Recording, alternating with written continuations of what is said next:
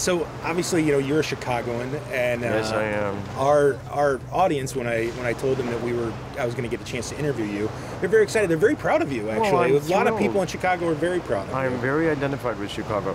I loved my school. I went to the Latin school. Very good. I studied at Second City when I was in high school in Chicago. So I think I had the ultimate Chicago experience, and I'm a very dyed-in-the-wool Chicago guy.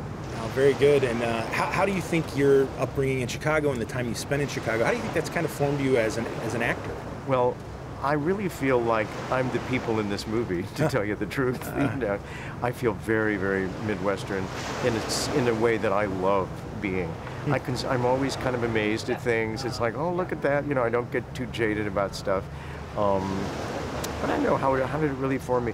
I guess I think most actors have real lives. You could have a real life and live in New York City. But I kind of always felt a bit like an outsider. Chicago's the second city. I always was like, when do I get to New York? Why am I here? Why am I staying here? And I think that's probably not a bad feeling to grow up with, as long as you're not miserable. I was very happy. Sure. I love my family. I love my friends. I still feel very close to everything Chicago-ish. I don't know. I don't have a better answer. I'm sorry. Oh, no, that's great.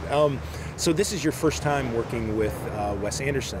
How was that experience? Well, my experience of Wes was what my dream of experience. It was what my dream was about what it would be like to work with him, which doesn't always happen, with things. I thought Wes would be sort of quiet and yet very authoritative, which he is. I knew it would be visually stunning, and being in something that's as visually stunning as what Wes does is a really fun experience, because actors are all about, where am I now? What's the place like? What does it feel like? And the fact that he puts you in an outfit that just immediately sets you in the tone of the movie, He doesn't have to say that much all the time, but it was really fun. He's a really kind person, and he knows what he wants, and he has written a movie that is very close to him personally, which isn't to say it's autobiographical, but there are a lot of elements in it. I was speaking to Roman Coppola, who co-wrote the script with Wes. I think it's a brilliant thing that a director who writes, Wes usually, I think, always works with a co-writer. I think it's great because when it's your vision and your story, it's wonderful to have somebody help you a little bit, guide you. And Roman said one of his main functions as the co-writer of the movie with Wes was to make sure that Wes's vision was expressed, as thoroughly as it could be, and to help Wes to bring out of Wes what he was thinking and feeling about the people in this movie. I think it's why the movie's so emotional. I don't know what your experience was with it, but we who were in it, from the minute we first saw the movie put together, movies are very strange, magical things. They're not what they seem to be if they're good. If they're great, actually. If it's a good movie, yeah, it's about the horses and it's how they found the treasure and they had some jokes. In this thing, yes, they run around, it's funny, it's interesting, and somewhere between the lines is this tremendously compelling emotional life. And it's oblique, it's in there somewhere, and yet it's unavoidable. I mean, people who see this movie get very, very affected by it. But it's not a movie that asks you to be affected by it. It allows you to be, which I think is kind of a great key to Wes. Yeah, very subtle. Yeah. So you have been involved in some great ensemble casts over the years. From Gosford Park to the Christopher Guest movies to even Seinfeld, I'll say. This again is an ensemble film. How does this compare to some of the other ensembles you've been with?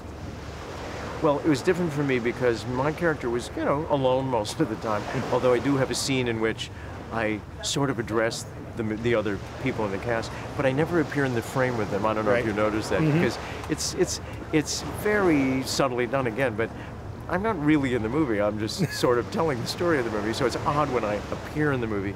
But I did get to know everybody from hanging around and, being, I would say, in the makeup room, but we didn't have a makeup room, but in the place where we sat when we weren't shooting all the time. And I did get to know everybody. And I don't know if they're always as adorable as they are when they're in a Wes Anderson movie, but there's something about when you sign on for Wes, and I don't think there is an actor that I can think of in any country anywhere who wouldn't say yes if Wes Anderson called them and asked them to be in the movie. They just wouldn't do it. It's transformative. It's not the obvious things of no trailer, no makeup. I had to go in my very hoity-toity hotel in Newport, Rhode Island. It was built by the Vanderbilts for one of their relatives or something. In my green hat and my red coat and my pants pulled up to my knees practically, and my clodhoppers that I wore. And I had to go down and wait for the car to go to the movie in the lobby of the hotel. And but it's not just that. It's really Wes, you know. Robert Altman had it when I worked with Robert Altman. Steven Spielberg has it. And it's definable when you look at their movies and you talk about it, but really you can't explain it all that well, except to say that great directors are all alike and all completely different. But there is something about being in their presence that does something to you, and it just does. Excellent. Well, thank you so much. I hope next time you're in Chicago, you'll come by and see us. We'd love to have you.